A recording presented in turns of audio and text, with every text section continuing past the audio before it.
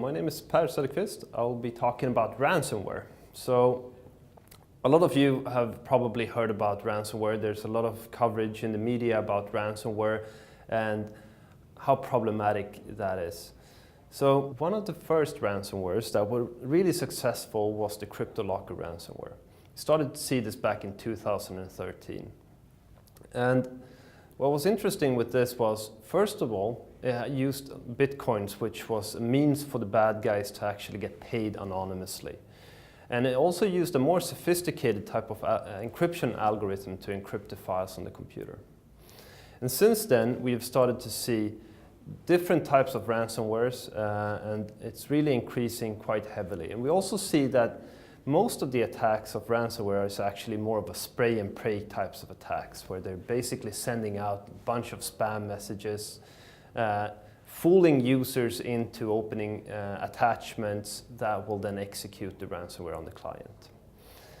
There's a lot of media coverage around ransomware, so just a few examples. Texas Rangers got hit by ransomware where a user actually opened up one of these documents and ran the macro, which then encrypted the files and wiping out 8 years worth of police evidence.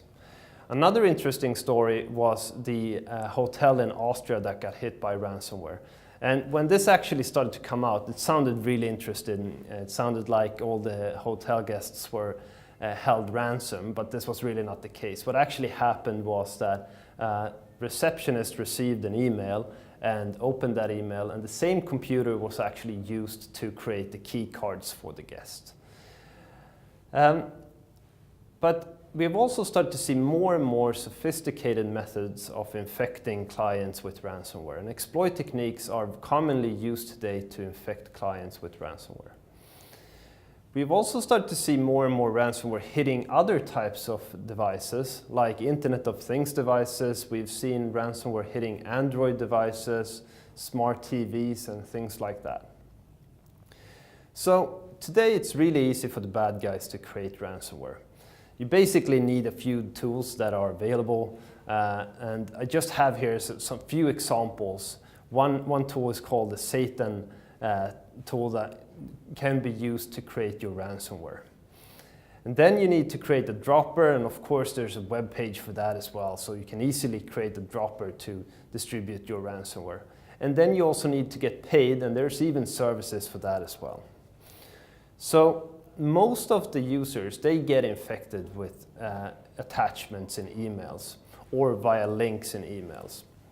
So what happens is the user receives an email, usually contains a Word document that contains a macro.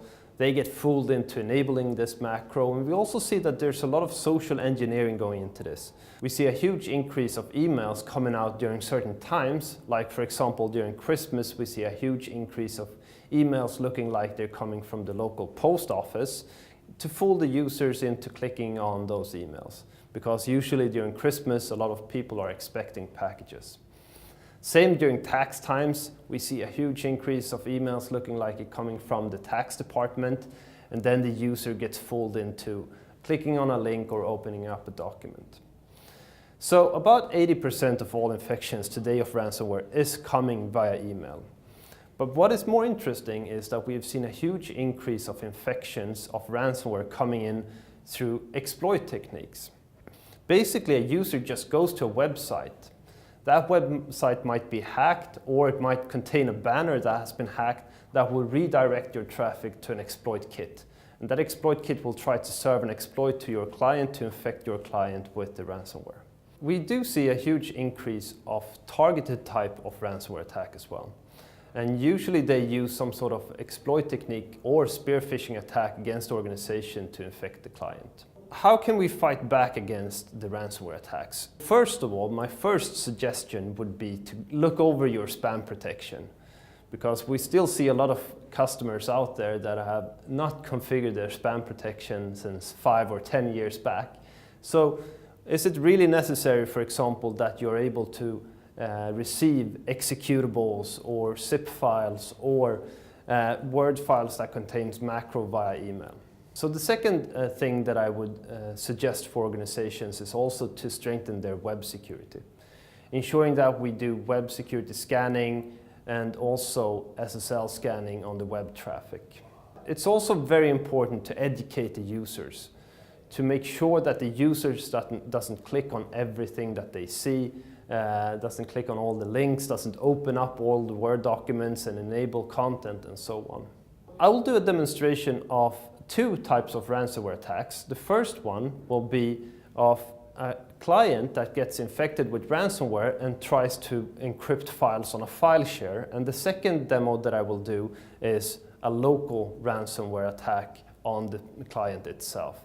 And I will explain also how we're actually doing the protection part here as well. Let's jump into the demo. So here I have, first of all, I have my domain controller. I have my Windows 10 computer, and I'm going to simulate that this Windows 10 computer gets infected with ransomware. But first off, I need to turn off the local ransomware protection on this client delivered by Sophos. So I'm going to turn this off, and now I can then start our tool that we have called Sophos Tester. Now Sophos Tester allows us to perform a targeted attack. So I'm going to perform this attack against my file share. So you can see here on the desktop that I have one folder with a file share, and I'm going to select this as the target for my Sophos Tester tool. Then I can select which application I want to perform the attack through. So I'm going to select that I'm going to perform the attack through Firefox. Then I'm going to select which type of attack I want to perform. So I'm going to select ransomware, and then I'm going to select CryptoLocker. And now I'm going to click on execute. So this will now try to encrypt the files on this file share. And you can see that if you look in the log file, that actually it wasn't able to encrypt any files. And if we go back now to the Sophos Central dashboard, you will be able to see that the server protection has actually protected these files from getting encrypted.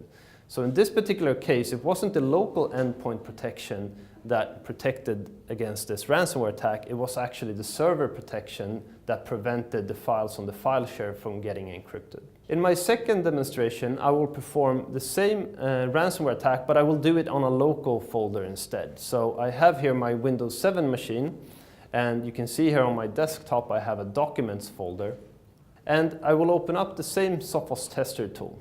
So with Sophos Tester, I'm going to select that I'm going to perform the attack via Firefox, and then I'm going to select ransomware, and then I can select which type of ransomware. So I'm going to select the HydroCrypt. So then I'm going to click on execute. Now you can start to see some things happening on the client. First of all, if we look into the folder that we had as our target folder, you can actually see that the first 3 files in this folder were actually encrypted. And this is intended behavior, and this is what we're looking for. So what we saw here was that this attack simulated by the Sophos Tester tool looked like a ransomware attack. And in the case that we discovered that this was a ransomware attack, we immediately locked down the computer. We also restored the original files, ensuring that no data is lost for the user. And we also started the Sophos clean process to clean up any traces of the ransomware on the client. Now, if we want to get a little bit more information on what actually happened during this particular attack, we can go into the root cause analysis. So if we look into the Sophos Central dashboard, go into the endpoint protection and the root cause analysis, we can scroll through here and see what happened. So I'm going to go to the visualize part. And in the visualize part, we can see the chain of events that led to the infection. And in this case, just like I did in the demonstration, first of all, the user received an email. They opened the attachment. You can see here also the file name, and you can see that Word actually launched the Sophos Tester process that performed the attack through Firefox. So this was the chain of event that led to the infection. To summarize, from my perspective at least, I don't think ransomware will go away. There's so much money driving the bad guys. So we really need to work more proactively on protecting against these types of threats. And there are a lot of solutions out there, and there's a lot of things that you can easily do, but in the end, having more sophisticated protections on your clients is also necessary, and especially on the servers where you have most of the valuable information stored. So that was what I wanted to show you. Thank you very much for listening.